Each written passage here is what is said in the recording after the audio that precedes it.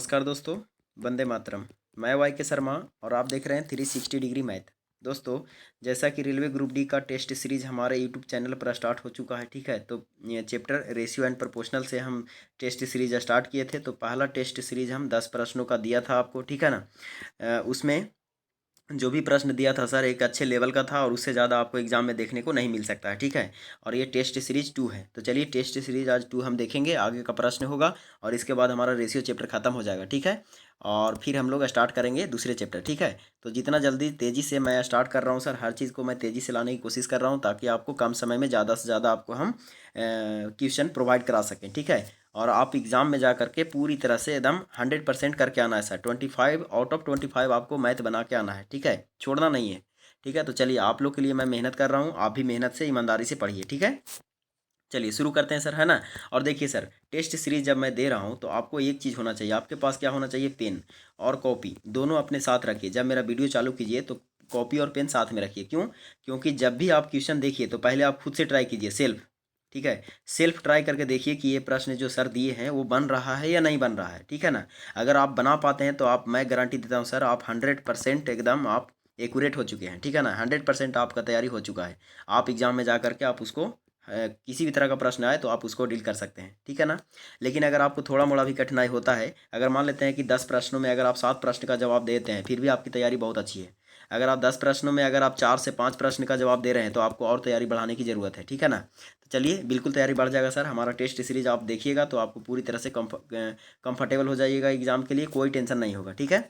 पूरी तरह से कन्फर्म होकर जाइए और एग्ज़ाम दीजिए तो एकदम पूरा माइंड सेट होकर दीजिए ताकि आपको कोई लगे नहीं ऐसा कि हमने कुछ प्रश्न छोड़ दिया, 2 प्रश्न छोड़ दिया, ऐसा नहीं छोड़ना है, ठीक है। एकदम आपकी एकदम फाइट करना है सर, अब की बार जॉब लेके रहना है, छोड़ना नहीं है, ठीक है। और मेरा प्रयास रहेगा कि मैं आप सबके लिए जितना ज़्यादा से ज़्यादा हो सके टेस्ट सीरीज प्रोवाइड कर सकूं, ठीक है।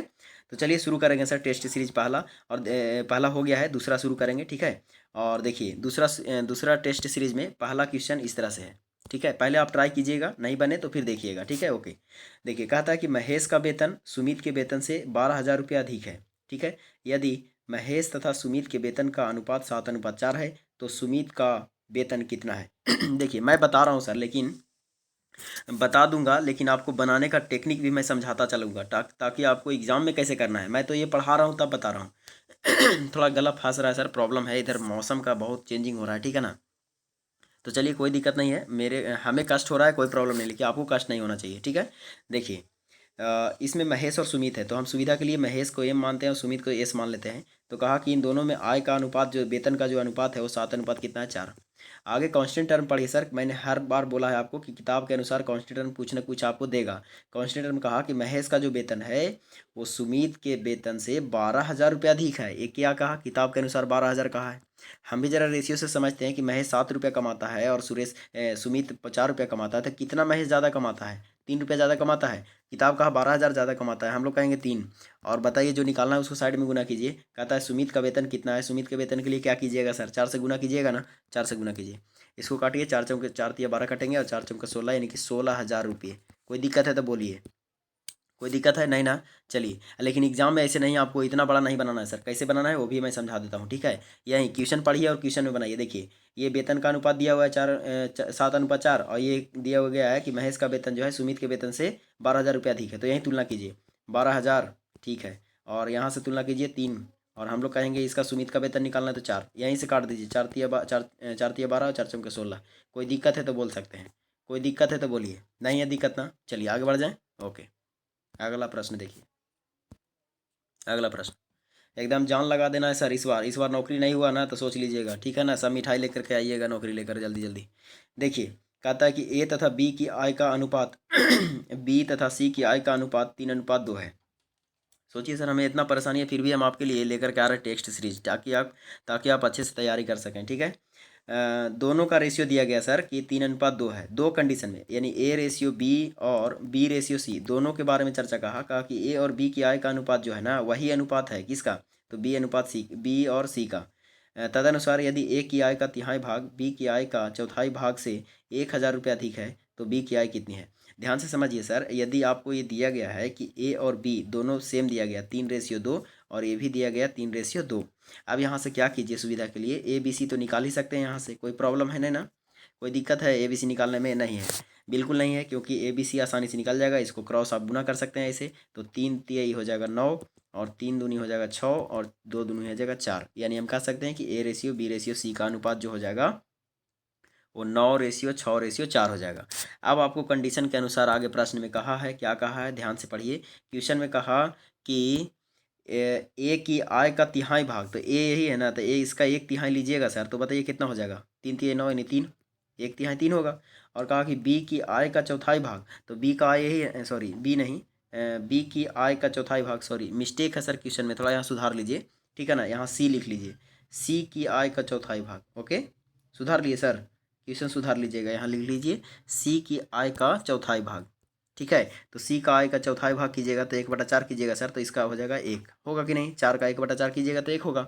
अब यही पूछा था कि जो ए की आय का तिहाई भाग है ना, वो सी की आय का चौथाई भाग से 1,000 रुपये अधिक है। आइए, किताब के अनुसार कहा 1,000 रुपये अधिक है, हम लोग कहेंगे कितना अधिक है, देखिए तो 2 रुपये अधिक है, तो किताब के अनुसार ऊपर, हम लोग कहेंगे नीचे, और जो निकालना है उसको बगल में गुना कीजिए। कहा बी की आय कितनी है, तो बी की आय के लिए कितना से गुना कीजिएगा? 6 से, तो 6 से गुना कीजिए सर, आपका आंसर आ जाएगा। 3 दूनी 6 कट जाएगा 3, यानी 3,000 रुपया। कोई दिक्कत है तो बोल सकते हैं, कोई दिक्कत हुआ तो बोल सकते हैं। क्वेश्चन सुधार लीजिएगा सर, सी लिख लीजिएगा, ठीक है। चलिए आगे बढ़ जाएं, अगला प्रश्न देखिए, अगला प्रश्न। और आप खुद से पहले बनाइएगा सर, वीडियो को पॉज करके बनाना शुरू कीजिएगा, ठीक है। 10-15 सेकंड 20 सेकंड 1 मिनट लीजिएगा और बनाइएगा, नहीं बने तो देखिएगा, ठीक है। कहता है देखिए, क्या कहता है कि ए का धन बी के धन का 2/3 है और बी का धन सी के धन का 9/11 है, तो ए के धन से, है ना, सी के धन का अनुपात क्या है? यहाँ भी थोड़ा मिसप्रिंट हुआ है सर, आप इसको सुधार लीजिएगा, इसके लिए हम माफ़ी चाहते हैं आपसे। ये देखिए, क्योंकि जल्दीबाजी में हम आपको सीरीज़ प्रोवाइड कर रहे हैं सर, तो टाइपिंग में थोड़ा मिस्टेक होता है, मैं सुधार दूंगा, कोई दिक्कत नहीं होगा, ठीक है ना। ठीक है, आप सबके लिए कितना भी मेहनत कर सकता हूँ सर, कोई दिक्कत नहीं। सी लिख लीजिएगा यहाँ, ओके। अब आप ध्यान से देखिए, क्वेश्चन में कहा कि ए का जो धन है ना, बी के धन का 2/3 है। अब बताइए सर, हिंदी ग्रामर आपको तो हम बताए हैं कि का किसके लिए आएगा, तो नज़दीक वाला के लिए आएगा, तो बी के धन का 2/3, यानी बी जो है 3 है तो ए का मान 2 है, यानी यहाँ से रेशियो लिख सकते हैं A/B बराबर हो जाएगा ए के लिए 2 और बी के लिए 3, यानी 2 रेशियो कितना हो गया? 3। कोई दिक्कत है तो बोलिए। आगे कहा कि बी का धन सी के धन का 9/11 है, यानी सी के धन का, तो सी किसके लिए आ रहा है? 11 के लिए आ रहा है, और बी किसके लिए? 9 के लिए। तो यहाँ से हम B/C दोबारा लिख सकते हैं, 9 रेशियो कितना? 11। अब कोई दिक्कत तो है नहीं यहाँ तक। चलिए, यहाँ तक दिक्कत नहीं है तो आपसे पूछा कि बताइए ए का धन और C के धन के बीच रेशियो क्या है। अब देखिए, आप यहाँ से डायरेक्ट क्या निकाल सकते हैं? ABC निकाल सकते हैं, निकाल सकते हैं ना। तो ABC के लिए क्या करेंगे? आप ऐसे गुना कर दीजिए, कोई दिक्कत नहीं है। 9 दूनी 18 हो जाएगा, 9 तिया 27 हो जाएगा, और 11 तिया 33 हो जाएगा कि नहीं। अब आपसे पूछा कि बताइए ए और सी के बीच अनुपात क्या है, तो ए और सी का मान यही ना है सर, तो यहाँ लिख लीजिए 18 रेशियो कितना? 33। अब जो रेशियो में कटता है उसको काट भी सकते हैं, काट सकते हैं ना, तो काट दीजिए।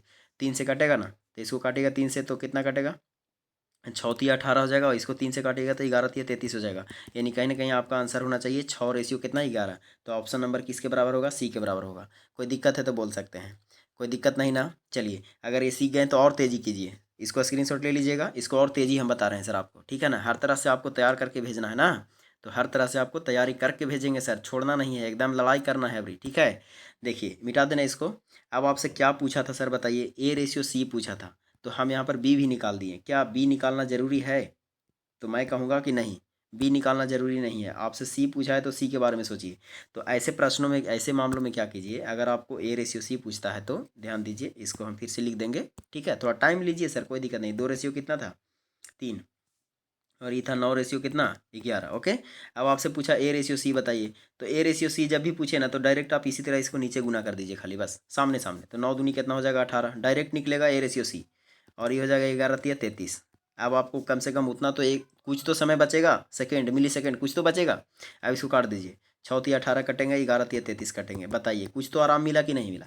मिला ना। चलिए, कोई दिक्कत है तो बोलिए, आगे बढ़ जाते हैं, ठीक है। अगला प्रश्न देख लीजिए। देखिए, अगला प्रश्न क्या कहता है? कहता है कि यदि एक कक्षा में लड़कों तथा लड़कियों की संख्या का अनुपात 7:5 है, निम्न में से कौन सी संख्या कक्षा के छात्रों की कुल संख्या के बराबर नहीं हो सकती है? देखिए, डाइवर्ट करता है क्वेश्चन सर, और स्टूडेंट लोग क्या करते हैं, तेजी में जा करके और आंसर मार के चले आते हैं, गलत हो जाता है ये प्रश्न, क्योंकि क्वेश्चन आपने सही से नहीं पढ़ा। बाबू, अगर आप सही से क्वेश्चन नहीं पढ़ोगे तो गलत ही होगा ना। देखिए, तो कहा है कि कौन सी संख्या जो है बराबर नहीं हो सकता। अब कोई कहेगा बराबर है, तो डायरेक्ट आप मार देगा 36, करेगा, क्योंकि दो कुल संख्या का योग और कुल संख्या का योग देखिए 36 आ रहा है डायरेक्ट ही, तो आप आंसर मार के आएंगे 36। बहुत स्टूडेंट मार के आएंगे, इसमें कोई डाउट नहीं है। लेकिन समझिए क्वेश्चन को पहले। क्वेश्चन क्या कह रहा है कि लड़का और लड़की है यानी बॉयज़ और गर्ल्स का अनुपात दिया गया 7:5।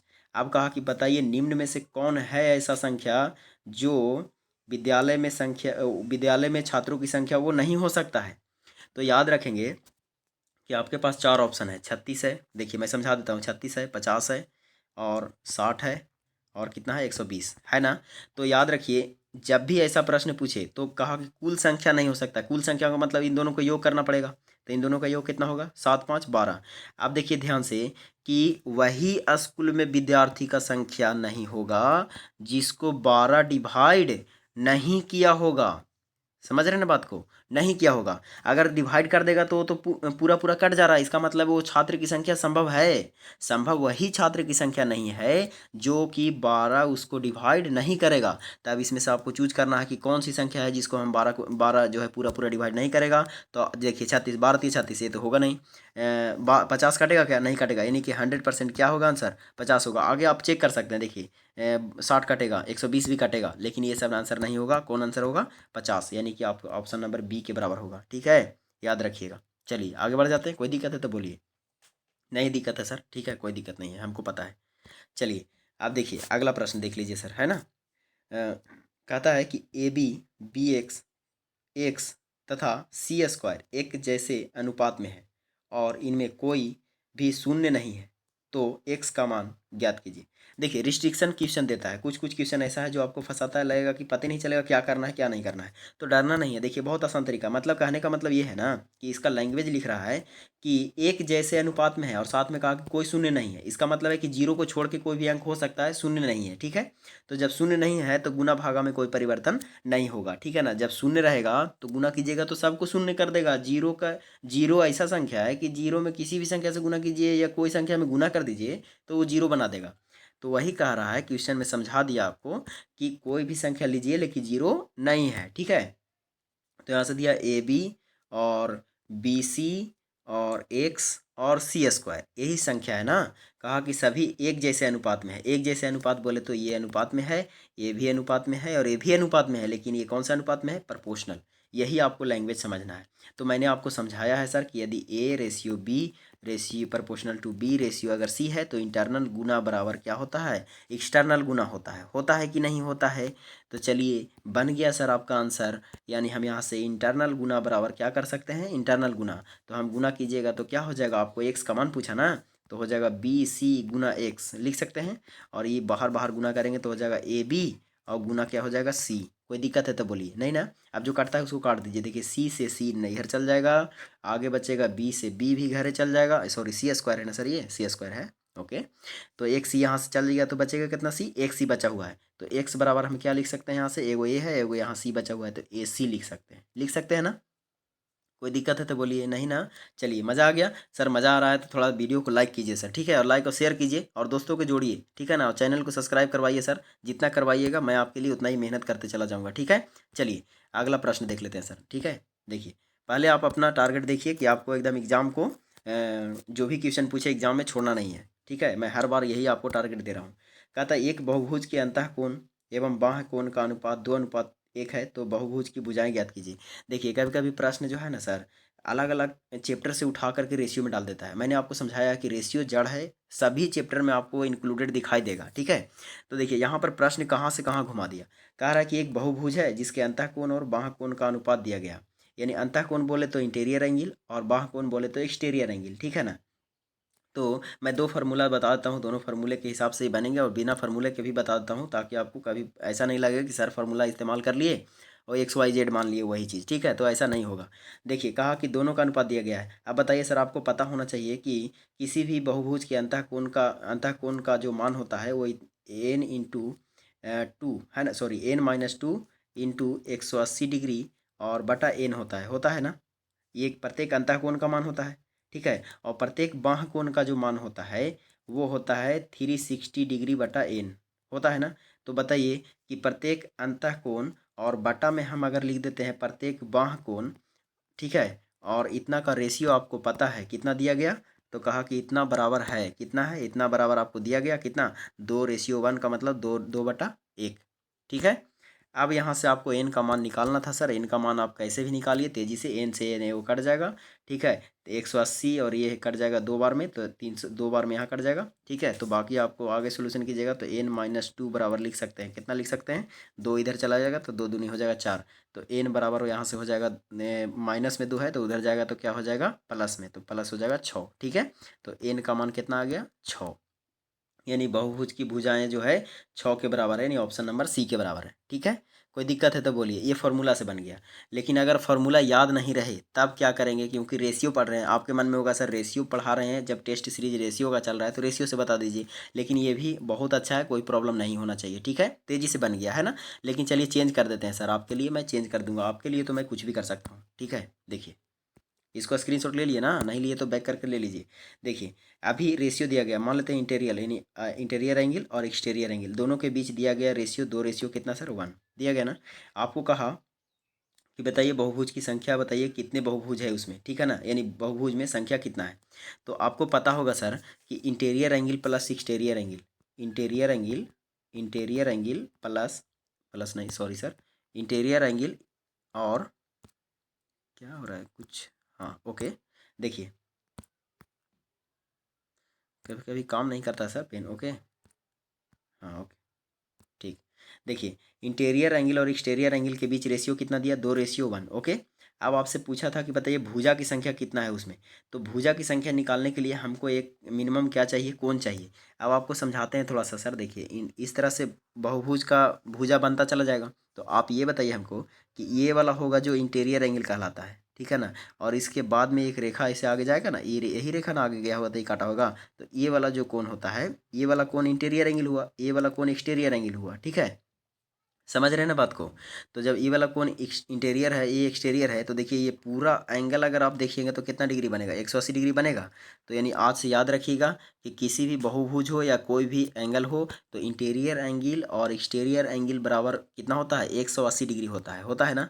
तो चलिए इसको एक्स लिख दिए हैं, इसको ई लिख दीजिए, इंटीरियर एक्सटीरियर। ठीक है, चलिए तो यहाँ से हमको पता चला कि अगर हम इंटीरियर एंगल और एक्सटीरियर एंगल का योग देखते हैं तो कितना डिग्री आया, 180 डिग्री। और हम लोग भी कहेंगे कि इंटीरियर एंगल और एक्सटीरियर एंगल जोड़ेंगे तो कितना होगा, 3। अब यहाँ से हम कोई भी एक से निकाल सकते हैं, किसी भी थ्रू। चलिए चलिए इसी से निकाल लेते हैं। एक से गुना करेंगे तो क्या निकलेगा सर बताइए, एक से गुना कीजिएगा तो आपको एक्सटीरियर एंगल निकलेगा। तो यहाँ से काट दीजिए इसको, 6×18 यानी 60 डिग्री। 60 डिग्री किसका मान आएगा, एक्सटीरियर एंगल का। अब हमको पता है कि प्रत्येक एक्सटीरियर एंगल का मान होता है 360 डिग्री बटा एन, होता है ना। तो इतना बराबर हम 60 डिग्री लिख सकते हैं, ये वाला।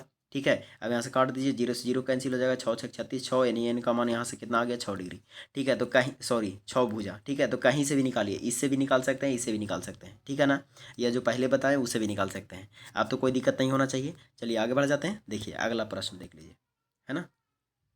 अगला प्रश्न देखिए, कहता है कि यदि 30 लीटर के मिश्रण में पानी और दूध का अनुपात, है ना, 30 लीटर मिश्रण है। चलिए 30 लीटर मिश्रण में कहा कि इसमें मिल्क और वाटर दिया गया है। पहले पानी लिखा है तो वाटर लिख देते हैं और इधर मिल्क लिख देते हैं। ठीक है ना, मिल्क और वाटर और मिल्क का अनुपात 3 अनुपात कितना है, 7। ओके, आगे प्रश्न कहा कि इस मिश्रण में कितना पानी और मिलाया जाए कि अब दूध और पानी का अनुपात 3:7 हो जाए। देखिए ध्यान रखिएगा सर, कभी कभी अनुपात जो देगा ना उलट पलट के देगा, याद रखिएगा। तो आपको ध्यान रखना है कि कहाँ पर वाटर लिखा है, कहाँ पर मिल्क लिखा है। ठीक है ना, इस चीज़ को आप ध्यान में रखिएगा। तो देखिए यहाँ उलट दिया, पहले कह दिया दूध और पानी, तो ये 3 किसका मान होगा, दूध का, और पानी का मान 7। तो पानी इधर लिखे हैं तो इधर पानी का मान 7 हो जाएगा और दूध का मान कितना हो जाएगा, 3। ठीक है, हम सजा दिए सर, याद रखिए। ठीक है ना, तो ये चीज़ को आप ध्यान रखना है, लैंग्वेज को पकड़ना है, नहीं तो गलत गलत हो जाएगा। ठीक है, अब आपसे यही पूछा था सवाल में, ये तो जो लिखा है क्वेश्चन में मैं लिख दिया। सवाल में यही ट्विस्ट किया था कि मिश्रण में कितना पानी और मिलाया जाए, ठीक है ना, तब मिश्रण ये हो जाए। तो ऐसे प्रश्नों में क्या कीजिए, ये एक्चुअली एलिगेशन का प्रश्न है लेकिन रेशियो में भी पूछता है सर। ठीक है ना, तो इसीलिए मैं इसको आपके बीच लेकर के आ गया, ताकि आपको अगर आए ऐसा प्रश्न एग्जाम में तो उसे भी आप नहीं छोड़ना चाहिए। ठीक है ना, बिल्कुल नहीं छोड़ना है। ठीक है, कोई भी प्रश्न आए उसको एकदम बना के ही आना है। अब तो यहाँ पर समझने की बात यही है कि मिश्रण में कितना पानी और मिलाया जाए, है ना, पानी मिला रहा है। तो याद रखेंगे सर कि जब भी ऐसा प्रश्न आपसे पूछे कि मिश्रण में कितना पानी और मिलाया जाए कि अनुपात इतना हो जाए, मिश्रण में कितना दूध और मिलाया जाए कि अनुपात इतना हो जाए, तो याद रखेंगे कि अगर पानी मिलाने की बात करता है, ध्यान दीजिएगा, पानी मिलाने की बात करेगा तो हमको दूध सेम करना है, मिल्क सेम करना है, ठीक है। और अगर मिल्क मिलाने की बात करेगा तो हमको वाटर सेम करना है। आप ध्यान दीजिए सर कि अगर हम किसी चीज़ में मान लेते हैं दूध और पानी है, तो हम दूध अगर ले रहे हैं तो हमारा दूध का मात्रा बढ़ना चाहिए, पानी की मात्रा तो नहीं बढ़ना चाहिए। तो वही चीज़ सेंस लगाना है, कॉमन सेंस लगाना है कि हम दूध बढ़ा रहे हैं, कितना पानी और मिलाया जाए ऐसा बोल रहा है, तो हमारा दूध तो सेम होना चाहिए ना, ठीक है। तो ऐसे प्रश्नों में क्या कीजिएगा कि पानी मिलाए तो दूध को सेम कीजिएगा और दूध मिलाएगा तो पानी को सेम कीजिएगा। समझ पाए कि नहीं? चलिए, तो बन गया 90% बन गया, बाकी 10% आपका कैलकुलेशन बचा है, ठीक है। तो कह रहा कि पानी मिलाया जाए तो दूध तो सेम होना चाहिए, तो दूध सेम है क्या? देखिए 7 है, यहाँ 3 है, तो हम सेम करेंगे। ये देखिए ऊपर वाला 7 से नीचे गुना कर दीजिए और नीचे वाला 3 से ऊपर गुना कर दीजिए, आपका दूध सेम हो जाएगा। सेम हो गया कि नहीं? अब इसका फ़ायदा उठाइए। कहाँ फ़ायदा हो जाएगा? देखिए इधर फ़ायदा हो जाएगा। इसका रेशियो में ये 3 तिहाई 9 हो जाएगा और ये 9 7 तिहाई 21 हो जाएगा, ठीक है। ये हो जाएगा 7 7 49 और ये हो जाएगा 7 या 21। आप देखिए तो पानी दूध दूध हमारा सेम हो गया कि नहीं? हो गया सेम। तो इसका फ़ायदा कहाँ होगा? पानी में। तो किताब के अनुसार कहा कि आइए कि टोटल मिश्रण कितना लीटर है? 30 लीटर। हम लोग भी कहेंगे टोटल मिश्रण कितना है? 2109 30 लीटर, ठीक है ना। मिश्रण की तुलना मिश्रण से करेंगे, ठीक है। टोटल मिश्रण की तुलना टोटल मिश्रण से। और कहा कि बताइए कितना पानी मिलाया जाए, तो कितना पानी मिला रहा है? पहले 9 लीटर था, अब हो गया 49 लीटर, तो कितना लीटर मिलाया? 40 लीटर। तो 40 से गुना कीजिए, 30 से 30 कट जाएगा, बाकी बचेगा 40 लीटर, ठीक है। तो यानी कि 40 लीटर आपका क्या हो जाएगा? पानी मिलाया था। तो यानी ऑप्शन नंबर किसके बराबर होगा? ए के बराबर होगा, ठीक है। तो इससे ज़्यादा लेवल आपको ग्रुप डी में नहीं पूछेगा सर, ये मेरा पूरी तरह से विश्वास है, ठीक है।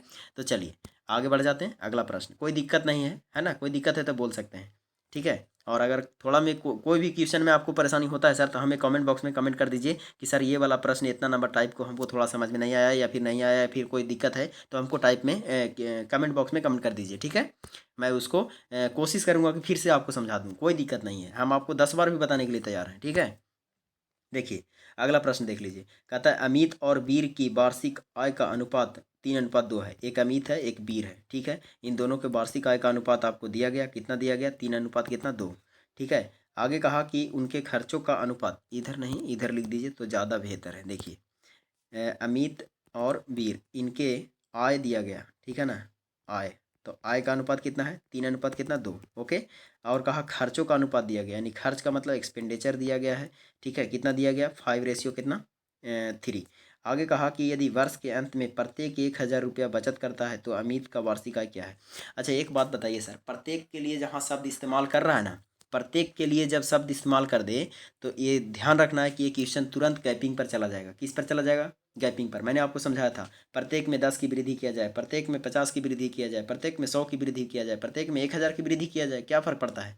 प्रत्येक में 1000 का अंतर किया जाए, प्रत्येक में 50 के अंतर किया जाए, कोई दिक्कत नहीं है, ठीक है। तो याद रखेंगे कि वही शब्द इस्तेमाल किया कि प्रत्येक 1000 रुपये बचत करता है। हम भी यहाँ से चेक करेंगे कि कितना बचत करता है। तो आपको ध्यान रखना है कि देखिए तो 3 रुपये कमाएगा, 5 रुपया खर्चा करेगा। ऐसा कभी आप सुने हैं कि आपके पास 2 रुपया है और आप 7 रुपया खर्चा कर दें? ऐसा होता है? नहीं ना होता है। ये देखिए वीर क्या कर रहा है कि 2 रुपया कमा रहा है, 3 रुपया खर्चा कर रहा है, तो कहीं ना कहीं ये गैपिंग सही नहीं है। तो गैपिंग सही करने के लिए मैंने आपको बताया था कि नीचे के अंतर से ऊपर में गुना कीजिए और ऊपर के अंतर से नीचे में गुना कीजिए, यही ना बताया था मैं। तो बताइए इसका अंतर 2 है तो ऊपर गुना कीजिए, इसका फ्रेश करके आपको फ़ायदा होगा। क्या फ़ायदा होगा? देखिए इसका फ़ायदा यहाँ हो जाएगा, कितना हो जाएगा? 3 दूना कितना हो गया? 6, और ये 2 दूना 4, तो ये हो जाएगा 6 रेशियो 4। आप देखिए नीचे कितना हो जाएगा? 5, और ये हो जाएगा 3। कोई दिक्कत नहीं है यहाँ तक। अब आपसे सवाल के अनुसार आप आइए तो एकदम परफेक्ट बैठेगा, क्योंकि कहा था कि यदि प्रत्येक वर्ष जो है 1000 रुपये बचत करता है, तो हम भी यहाँ चेक करेंगे कि देखिए तो कितना बचत कर रहा है। 4 था, 3 रुपया खर्चा किया तो बचा कितना रुपया? 1 रुपया। 6 रुपया कमाया, 5 रुपया खर्चा किया तो बचा कितना? 1 रुपया। किताब के अनुसार कहा कि 1000 रुपया आपका बचत करता है, हम लोग कितना कहेंगे? 1 रुपया। और आपसे सवाल पूछा था सर कि अमित की वार्षिक आय क्या है, तो अमित का वार्षिक आय के लिए कितना से गुना कीजिएगा से बताइए हमको। अमित का वार्षिक आय यहीं था ना, तो स्पेशल रेशियो कौन आया? 6, तो 6 से गुना कीजिए सर, आपका आंसर हो गया 6000।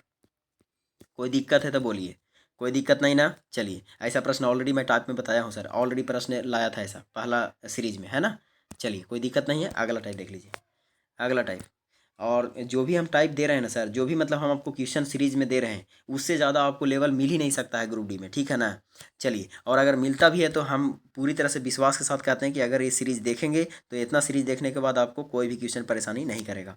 देखिए अगला प्रश्न देख लीजिए, 29 number question, sorry 19 number question क्या कहता है कहता है 53 रुपया को ए बी सी में इस प्रकार बांटा जाता है कि ए बी से 7 रुपये अधिक प्राप्त करता है और बी सी से 8 रुपये अधिक प्राप्त करता है, तो ए बी सी के हिस्से का अनुपात क्या होगा, है ना।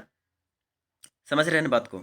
अब ए बी सी के हिस्से का अनुपात क्या होगा ये आपसे पूछा है, तो ध्यान रखिए कि ऐसे मामलों में है ना, ऐसे प्रश्नों में ये एक चीज़ ध्यान रखिएगा कि ऐसे प्रश्नों में क्या करना है कि ए बी सी को तीनों के बांटना है। तो पहले लिख लीजिए ए बी और सी।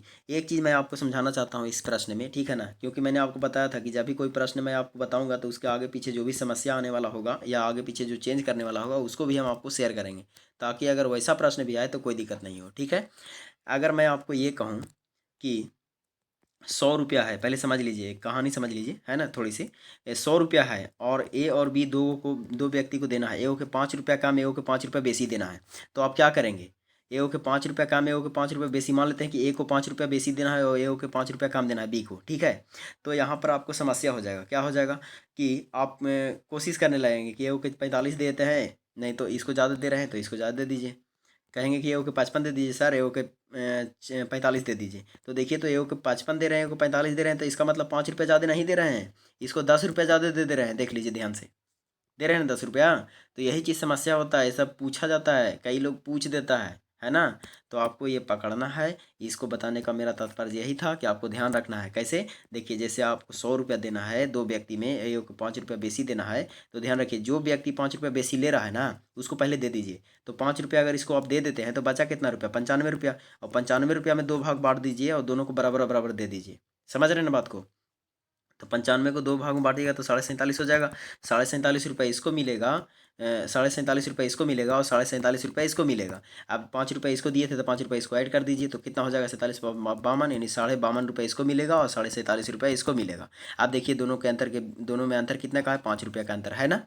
तो ये हुआ सही तरीका, ठीक है। तो ये इतना इस क्वेश्चन को बताने के लिए इतना टाइम लिया, ठीक है, ताकि आपको कोई भी परेशानी नहीं हो, ठीक है ना। ऐसे प्रश्नों में आप कभी भी फंसे नहीं, ठीक है। तो चलिए, इसको बनाने का तरीका क्या होगा। कहा कि वही सवाल पूछा कि ए को बी से 7 रुपये अधिक मिलता है और बी जो है सी से 8 रुपये अधिक लेता है। तो जो लास्ट स्टेटमेंट करे ना सर, वहाँ से शुरू कीजिए। बी कहता है कि हम सी से 8 रुपये ज़्यादा लेंगे, तो इसको 8 रुपये दे दीजिए, दे दिए 8 रुपया। और उसके बाद कहा कि ए जो है ना बी से 7 रुपये अधिक लेगा। अच्छा, जब इसको 7 रुपये अधिक दीजिएगा सर, तो ये 8 रुपये तो पहले अधिक लिया हुआ है, तो 8 7 कितना रुपया देना पड़ेगा, 15 रुपये देना पड़ेगा। यही चीज़ आपको समझना है। थोड़ा सा रुकिए सर। हाँ, 8 7 कितना रुपया देना पड़ेगा, 15 रुपया देना पड़ेगा। क्यों, क्योंकि ये 8 रुपया ऑलरेडी इसके पास है। अगर 8 रुपया इसके पास है तो 8 रुपये के हिसाब से अगर 8 रुपये इसको देंगे तभी तो इसके बराबर आएगा, और 7 रुपया और एक्स्ट्रा देंगे तभी तो बी से ही 7 रुपया ज़्यादा होगा। समझ रहे हैं ना बात को। तो 8 7 कितना रुपया देना पड़ेगा, 15 रुपया, ठीक है। अब जो भी पैसा इतना बट गया सर, उसके बाद जो बचेगा पैसा वो सभी आपस में क्या लेगा, बराबर बराबर लेगा कि नहीं लेगा, ठीक है। तो पैसा था कितना रुपया, 53 रुपया। बट गया कितना रुपया, 8 और 15 8 23 रुपया तो बट गया, तो बचा कितना रुपया, 30 रुपया। ये 30 रुपया में क्या करेंगे, तो ए बी सी तीनों बराबर बराबर बांटेंगे। तो 10 रुपया इसको मिलेगा, 10 रुपया इसको मिलेगा और 10 रुपया सी को मिलेगा। अब जो ये पैसा पहले लिया था इसको 8 रुपया यहाँ दे दीजिए, ये 15 रुपये लिया था, 15 रुपया यहाँ दे दीजिए। अब इसको देख लीजिए सर कि पता चल जाएगा क्या होगा। तो 15 10 कितना होगा, 25, और ये 10 और 8 कितना होगा, 18, और ये हो गया 10। अब यही आपका क्या होगा, आंसर होगा। कोई दिक्कत है तो बोलिए, कोई दिक्कत नहीं ना। चलिए, तो इस तरह से आप ध्यान से बनाना है क्वेश्चन को, कोई दिक्कत नहीं होना चाहिए इस तरह के प्रश्नों में आप, ठीक है। चलिए, मुझे उम्मीद है कोई प्रॉब्लम अब नहीं होगा। ओके, तो आपका ऑप्शन नंबर किसके बराबर होना चाहिए, बी के बराबर होना चाहिए। देख लीजिए 25 18 और 10। ओके, चलिए आगे बढ़ जाते हैं। देखिए अगला प्रश्न देख लीजिए, ठीक है, क्योंकि ये टेस्ट सीरीज अब खत्म हो रहा है सर। अगले चैप्टर में मैं अगला टेस्ट सीरीज लेकर के आऊँगा, ठीक है ना। देखिए, इसमें कहा रहा है कि 3 संख्याओं का योग 98 है यदि पहली संख्या और दूसरी संख्या का अनुपात, यानी मान लेते हैं संख्या पता नहीं है तो ए और बी मान लीजिए। पहली संख्या और दूसरी संख्या का अनुपात दिया गया 2 अनुपात कितना 3। आगे आपसे सवाल में कहा कि तथा दूसरी संख्या और तीसरी संख्या का अनुपात 5 अनुपात 8, यानी कि दूसरी संख्या बी माने थे तो बी अनुपात सी कितना हो जाएगा, 5 अनुपात 8। कोई दिक्कत तो नहीं है, ठीक है। तो कहा कि कहाँ गया, तो दूसरी संख्या ज्ञात कीजिए, है ना। दूसरी संख्या पूछा आपसे कि दूसरी संख्या क्या है। अच्छा बताइए सर, ये कांस्टेंट टर्म क्या दिया हुआ है क्वेश्चन में। कांस्टेंट टर्म दिया कि तीन संख्याओं का योग यानी योग पता करना है। तो आप बताइए सर, हमको ए रेशियो बी पता है, बी रेशियो सी पता है, तो यहाँ से हम ए बी सी तो निकाल ही सकते हैं, है ना। यदि आप ए बी सी निकाल लेते हैं तो वहाँ से टोटल की तुलना टोटल से कर सकते हैं, कोई दिक्कत नहीं होना चाहिए। तो यहाँ से क्या आपको पहले निकालना चाहिए, A ratio B ratio C. तो A ratio B ratio C निकालने का तरीका हम आपको बताए हैं। इसको ऐसे गुना कर दीजिए, कोई दिक्कत नहीं है। 5 दूना कितना हो जाएगा 10, 5 तिया कितना हो जाएगा 15, और ये 8 तिया कितना हो जाएगा 24, हो जाएगा ना, कोई दिक्कत नहीं ना। अब आइए, किताब के अनुसार कहा कि टोटल संख्या का योग जो है 98 है। हम भी कहेंगे टोटल संख्या का योग यहाँ से जोड़ेंगे, 4 और 5 9, 9 हो जाएगा, और 2 और 1 3, 3 और 1 4, ठीक है 49। कोई दिक्कत है नहीं। आप कहा कि दूसरी संख्या बताइए, तो दूसरी संख्या कौन है सर बताइए। दूसरी संख्या आपको कौन नज़र आ रहा है, तो दूसरी संख्या आपको नज़र आ रहा है 15, ठीक है। यानी पहली संख्या, दूसरी संख्या, तीसरी संख्या। तो पहली दूसरी संख्या कौन है 15, तो यहाँ से 15 गुना कर दीजिए सर, आपका आंसर आ जाएगा। 49 दूनी 98 होता है, और 15 दूनी 30 हो जाएगा। कोई दिक्कत है तो बोल सकते हैं, कोई दिक्कत नहीं ना। तो आपका ऑप्शन नंबर किसके बराबर होगा सर, सी के बराबर होगा, ठीक है। तो चलिए सर, ये टेस्ट सीरीज हमारा समाप्त हो गया रेशियो का। अगले बार हम आपके बीच नए चैप्टर लेकर के आएंगे, तब तक के लिए मुझे दीजिए इजाज़त। आप सब हैप्पी रहिए और पढ़ते रहिए, और मस्त होकर पढ़िए सर, टेंशन नहीं, note tension, okay. All the best, have a nice day.